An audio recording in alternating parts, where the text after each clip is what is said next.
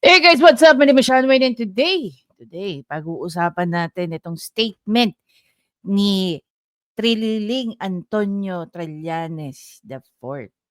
Alam mo, hindi ko alam kung mapaproud. Kung proud ba pamilya nito sa kanya, sa mga pinagagawa niya. Diba? Just few days ago, binalasa siya sa loob ng House of Representative ng mga taga Duwadcom. Diba? Hmm. Ano yung remark sa kanya ni Abante?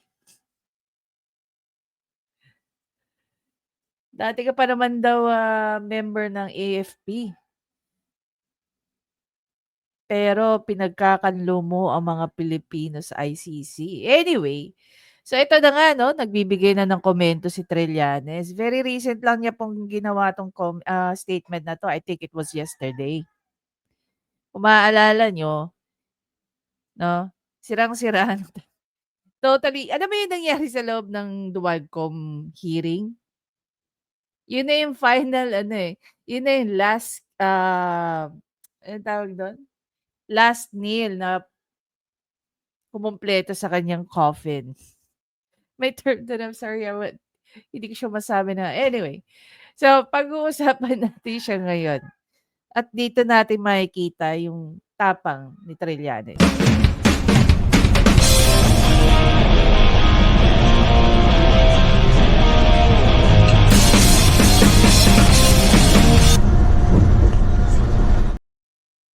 Hello, ayun na nga 'no. Actually, I'm contemplating to do 4 contents every day 'no, starting today.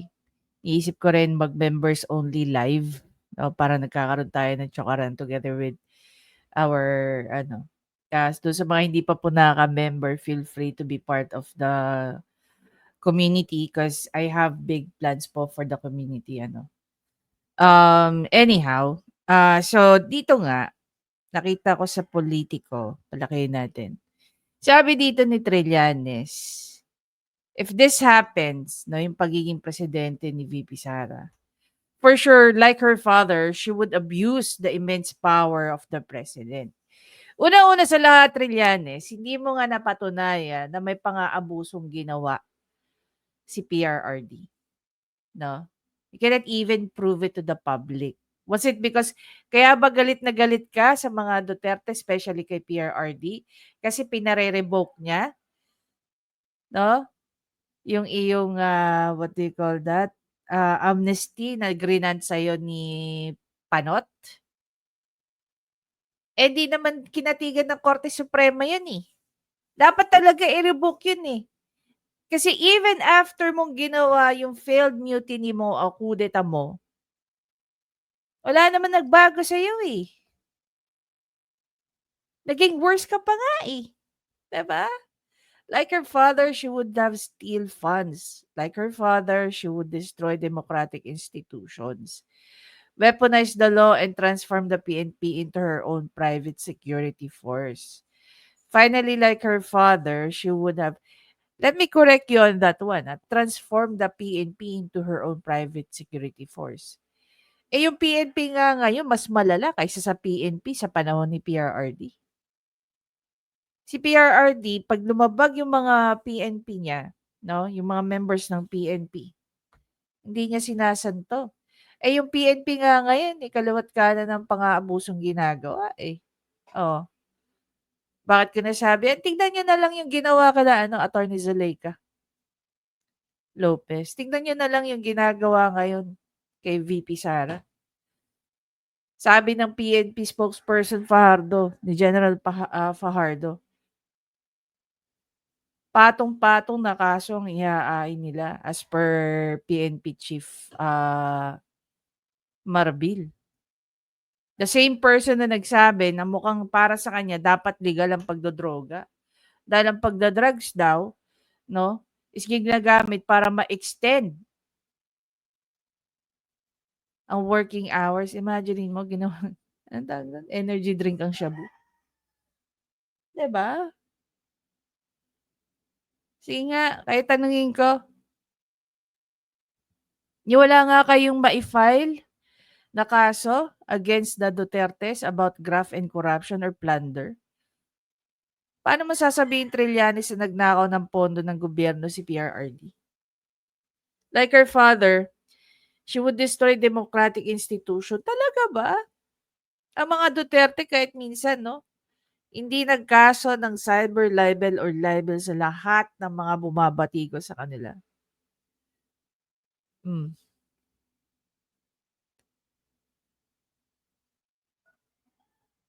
So, saan ka dadamputin yan, Trillanes? Bakit ngayon ang aga pa, 2024 pa lang tayo, patapos pa lang ano, pa 2025 pa lang tayo, boss. Ngayon pa lang nanginginig ka na sa takot kung maging presidente si VP Sara? Oh, 'di ba ang lakas ng loob mong magsasalita ng kung ano-ano? Tayuan mo 'yan. Tingnan natin yung ano, yung pinaka-article ng Politico. Sabi dito, "Like father, like daughter, Trillanes warns versus dangers of Sara Duterte's presidency, power abuse, corruption, killings."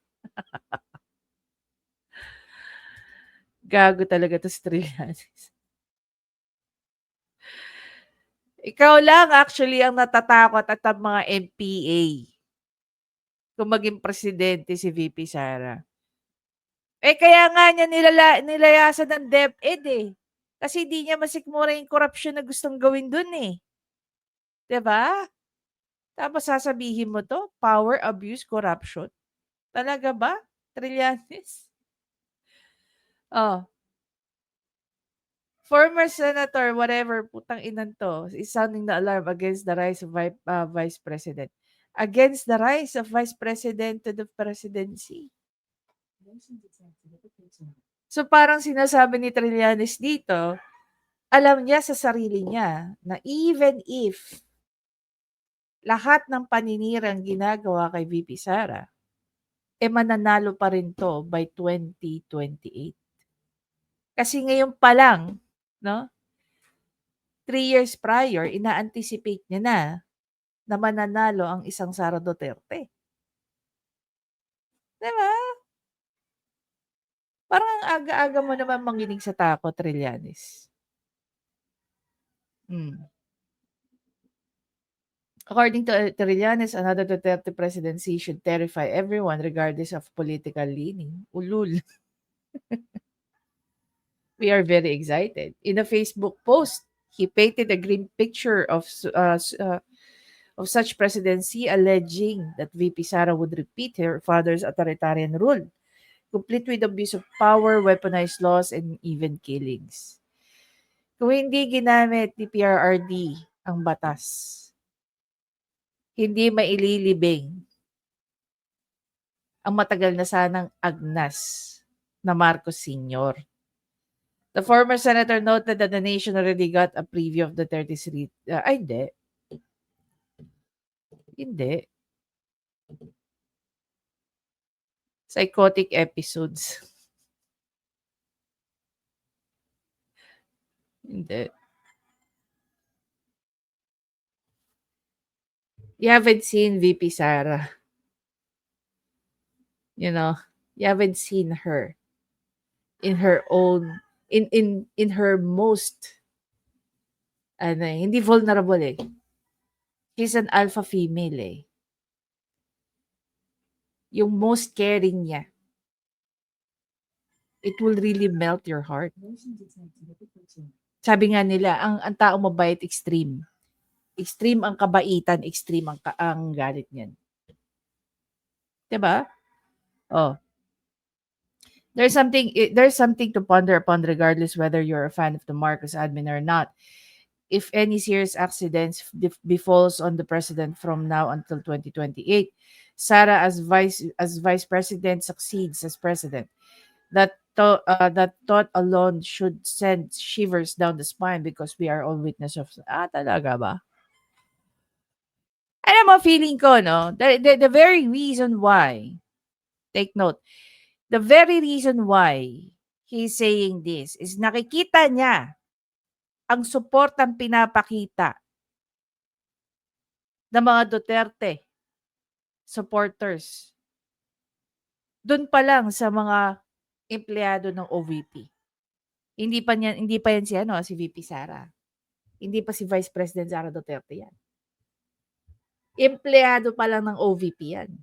Kitang-kita mo na kung paano gumagalaw ang mga Duterte supporters. Paano pa kaya kung si VP Sara ang kantiin ninyo? Lalong-lalo na nakikita ng taong bayan na kung meron man taong lumalaban sa korapsyon at insurgency, nag-iisa lang po 'yun, sa executive. Walang iba, okey, walang iba kung si VP Sara. Ngayon kung magsasama tayo ng isa sa legislative, andiyan si Kong Marcoleta. Very vocal. Hindi 'to, sabihin na lang natin, kaalyado ng mga Dutertes from day one, ha. Even on his own, 2 tao lang ang napipisil natin na lumalaban sa insurgency at saka sa korapsyon. VP Sara and Kong Marcoleta. Sige nga. Nakita ko kasi isang post ni KLC 'no, ni Chriset Chu. Sabi niya kaya konti pa lang ang nandiyan dahil hindi pa sila nagpapatawag. Hindi pa sila yung nananawagan. Hinahayaan pa lang muna nila ang mga tao. And take note, yung mga tao nagpupunta diyan, lahat yan kusang nagpupunta. Sige nga. Dahil sa pinapakitang puwersa ng mga Duterte supporters, kaya ngayon pa lang nanginginig na 'tong si Trillanes. Boss, wag kang manginig. Kasi since 2016, 'di ba, hindi mo na tinatantanan ng mga Duterte. Naalala mo ba yung warning sa'yo ni VP Sara? Hmm. Pakinggan mo ang sinabi sa'yo ni VP Sara. This was 6 years ago. Pakinggan natin. Plansi daw ni Pangulong Rodrigo Duterte na patakbuhin sa pagkapangulo ang kanyang anak na si Davao City Mayor Sara Duterte Carpio sakaling hindi siya makadeklara ng martial law sa buong Pilipinas o hindi maging federalismo ang uri ng gobyerno. Base raw yan sa nakuhang impormasyon ni Senador Antonio Trillanes IV sa kanyang mga informante sa kampo ng Pangulo at maging sa kanyang pagbasa sa mga pahayag nito. Sabi ni Trillanes, naghahanap daw kasi si Duterte ng paraan para protektahan ang sarili sa mga kaso pagkatapos ng kanyang termino. Ikatlong option niya, kung ito ay hindi niya maitulak, yung option A, option B niya na yan, ay itutulak nila itong si Mayor Sara Duterte bilang presidente sa 2022. Pero magsisimula yung hakbang na yan sa pagtulak sa kanya bilang senador ngayong 2019. Dahil dyan, naglabas ng mensahe si Mayor Sara laban kay Trillanes. Sabi niya, "Leave me alone, Senator Trillanes." Binalaan din niya ang senador na ang huling Eto guys, pakinggan niyo mabuti itong sinabi ni Inday Sara 6 years ago. 6 years ago pa lang 'to. taong kinainisan niya, siniguro niyang nahirapang pabagsakin siya. Natalo din daw ito sa eleksyon at naiwang mas mahirap ng 1 bilyong piso. Tulad ng sinabi niya kay Speaker Pantaleon Alvarez, payo niya sa senador, huwag siyang isipin, banggitin man lang o kahit ibulong ang kanyang pangalan. Lubayan daw siya ni Trillanes kung hindi raw nito gustong mapagastos siya at kanyang mga kaibigan ng mahigit 1 bilyong piso para mabaliwala siya sa 2022 presidential elections. Kundi raw papakailaman ni Trillanes si Mayor Sara, may matitira raw ng pwesto para sa dilaw na senador sa 2019 elections. Kung ang kanyang ama raw, niniwalang balang araw ay mababaril si Trillanes, si Mayor Sara, sisiguruhing buhay ang senador pero nahihirapan. Nilarawan na raw siya ng kanyang ina na walang puso, kaya babala niya kay Trillanes, huwag siyang galitin kung gusto nitong maging mahalaga pa sa hinaharap. Payo niya kay Trillanes, makinig sa kanyang ina. Pero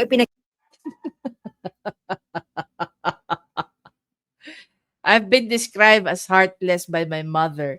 Please do not anger me so that you may remain relevant for the future generation.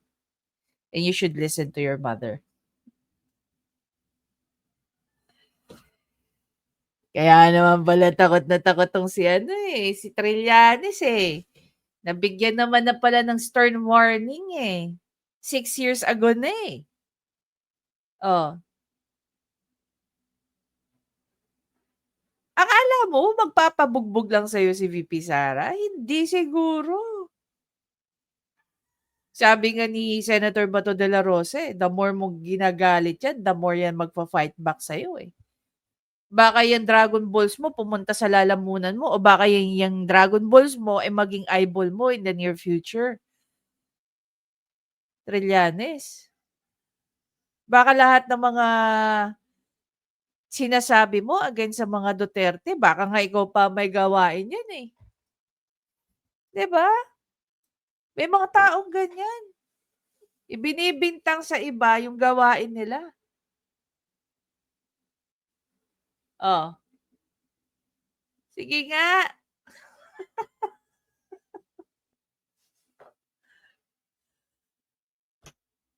Ang aga-aga pa, nanginginig ka na sa takot kay VP Sara maging presidente.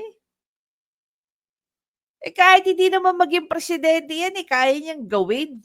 Ang gusto niyang gawin. Kaya ka niyang sampalan ng mga sunod-sunod na kaso. Gaya nga ng sinabi ko, sa pagkakaalam ko, kinasuhan niya nila Pulong Duterte, no, nila Congressman Pulong Duterte at saka Attorney Manscarpio yata ng libel or cyber libel.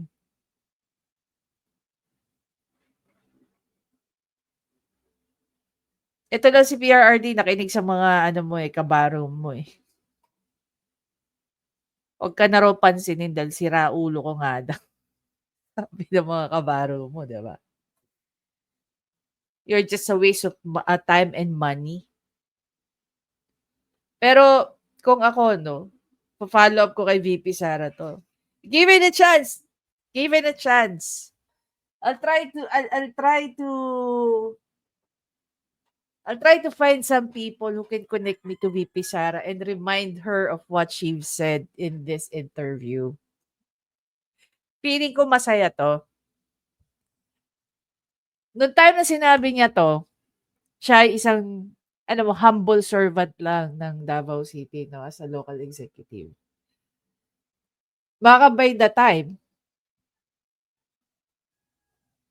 na umabot na si VP Sara sa rurok ng kanyang inis dito kay Trililing, baka hindi lang 1 bilyong maging mahirap itong si Trillanes. Baka ang mangyari pa dyan, no? Hanggang sa salinlahi niya, nagbabayad ang pamilya ni Trillanes. Buto ka na lang, lupa ka na lang, or abo ka na lang, nagbabayad pa rin ang pamilya mo ng danyos kay VP Sara. Ito si Trillanes, hindi niisip eh. Ano kaya nararamdaman ng mga kapamilya nito ni Trillanes, ano? Baka sinasabi pa sa mga anak nito ni Trillanes, "Yung tatay mo nagkakalat na naman." Napakasinungaling. Lumalakad pa ba na walang face mask ang pamilya mo para makilala? Sa sobrang kahihiyan sa mga pinagagawa mo, na pati sila madamay sa mga kagaguhan mo, 'di ba? Hmm. Gaya nga nung gaya nung inumpisahan ni Trillanes yung mutiny niya na failure. Pati pagpapabagsak sa mga Duterte, failure. Sana talaga masampahan ka ng mga kaso ng mga Duterte sa mga pinagsasabi mo sa kanila at sa lahat ng taong sinisiraan mo na wala kang ebidensya. Ah, sige nga, sabihin mo nga. Tama rin naman talaga na ngayon pa lang dapat nanginginig ka na. Anyway guys, I'll see you in the next video. Enjoy the rest of your day. Bye guys!